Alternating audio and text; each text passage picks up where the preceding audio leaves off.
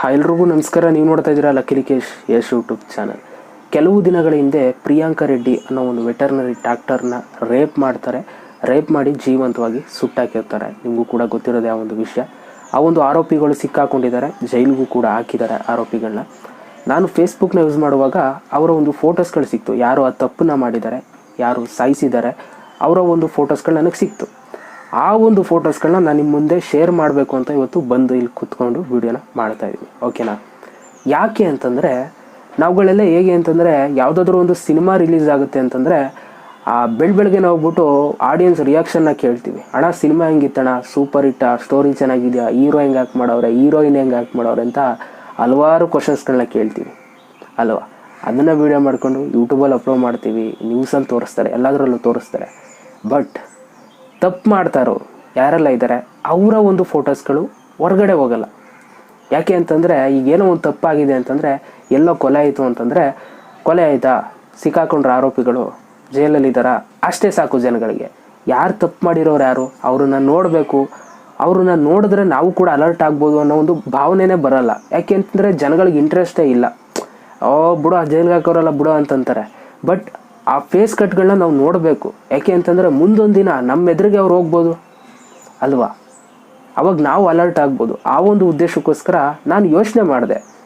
ಏನೇನೋ ಮಾಡ್ತಾ ಇರ್ತೀವಿ, ಸಿನಿಮಾ ರಿವ್ಯೂ ಅಂತೆ ಇದೆಲ್ಲ ಮಾಡ್ತಾ ಇರ್ತೀವಿ, ಅದು ಇದು ಮಾತಾಡೋದು ಏನೇನೋ ವಿಡಿಯೋಗಳು ಮಾಡ್ತಾ ಇರ್ತೀವಿ. ಮಧ್ಯದಲ್ಲಿ ಇದೊಂದು ಹಾಕೋಣ, ಆರೋಪಿಗಳ ಫೋಟೋಸ್ಗಳು ಸಿಕ್ಕಿದ್ದಾವೆ, ತೋರಿಸೋದ್ರಲ್ಲಿ ಏನು ತಪ್ಪು ಅಂತ ಅನ್ನಿಸ್ತು. ಆ ಒಂದು ಕಾರಣಕ್ಕೆ ಇವತ್ತು ಅವರ ಫೋಟೋಸ್ಗಳನ್ನ ತೋರಿಸ್ತೀನಿ. ಯಾರೋ ತಪ್ಪನ್ನ ಮಾಡಿದ್ದಾರೆ, ಅವರ ಒಂದು ಫೋಟೋಸ್ಗಳನ್ನ ನಾನು ನಿಮ್ಮ ಮುಂದೆ ತೋರಿಸೋದಕ್ಕೆ ಸಿದ್ಧನಾಗಿ ಇಲ್ಲಿ ಬಂದು ಕೂತಿದ್ದೀನಿ. ಆಮೇಲೆ ಸಿನಿಮಾ ರಿಲೀಸ್ ಆಗುವಂಥ ಸಮಯದಲ್ಲಿ ಶೂಟಿಂಗ್ ಮಾಡ್ತಾ ಇರ್ತಾರಲ್ಲ, ಆ ಒಂದು ಸಮಯದಲ್ಲಿ ನಾವು ಫೋನ್ಗಳು ಹಿಡ್ಕೊಂಡು ಹೋಗ್ತೀವಿ. ಯಾವುದಾದ್ರೂ ಒಂದು ಈ ಒಂದು ಸಿನಿಮಾ ತಂಡದಿಂದ ಒಂದು ಫೋಟೋನ ಲೀಕ್ ಮಾಡಬೇಕಲ್ಲ ಅಂತ ಅಂದ್ಕೊಂಡು ಒಂದು ಫೋನ್ ಹಿಡ್ಕೊಂಡೋಗಿ ಕದ್ದು ಮುಚ್ಚಿ ಯಾರೋ ಒಂದು ಫೋಟೋ ಹೊಡೆದು ಹೆಂಗೋ ಒಂದು ಸೋಷಿಯಲ್ ಮೀಡಿಯಾದಲ್ಲಿ ಲೀಕ್ ಮಾಡೇ ಮಾಡ್ತಾರೆ. ಯಾವುದೇ ಒಂದು ಸಿನಿಮಾ ಆಗ್ಬೋದು, ಎಷ್ಟೇ ಬಜೆಟ್ ಸಿನಿಮಾ ಮಾಡಿದ್ರು ಕೂಡ ಹೆಂಗೋ ಹೋಗ್ಬಿಟ್ಟು ಎಡೆಪಡೆಯಲ್ಲಿ ಹೋಗಿ ಫೋಟೋ ಹೊಡ್ಕೊಬಂದು ಲೀಕ್ ಮಾಡ್ತಾರೆ.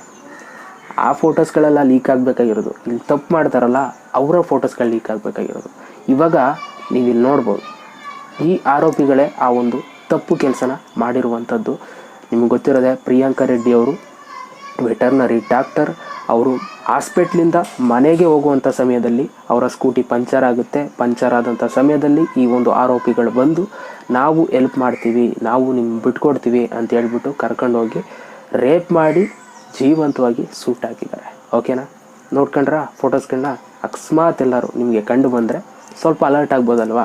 ಸೊ ಆ ಒಂದು ಉದ್ದೇಶಕ್ಕೋಸ್ಕರ ನಾನು ಈ ಒಂದು ವಿಡಿಯೋನ ಮಾಡಿದ್ದು. ಇವಾಗ ನಿಮ್ಗೆ ಗೊತ್ತಾಗಿದೆ ಆರೋಪಿಗಳು ಯಾರು ಅಂತ.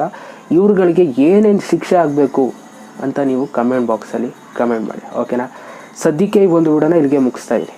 ನನಗೆ ಅದೊಂದೇ ಉದ್ದೇಶ ಇದ್ದಿದ್ದು, ಅವರ ಒಂದು ಫೋಟೋಸ್ಗಳನ್ನ ತೋರಿಸ್ಬೇಕು ಅಂತ ತೋರಿಸಿದ್ದೀನಿ. ಅಲರ್ಟ್ ಆಗಿರಿ, ಚೆನ್ನಾಗಿ ಮಾಡಿ ಜೀವನ ಅಂತ ಹೇಳ್ತಾ ಮತ್ತೆ ಸಿಗ್ತೀನಿ. ಎಲ್ರಿಗೂ ಬಾಯ್, ಜೈ ಹಿಂದ್, ಒಂದೇ ಮಾತರಂ.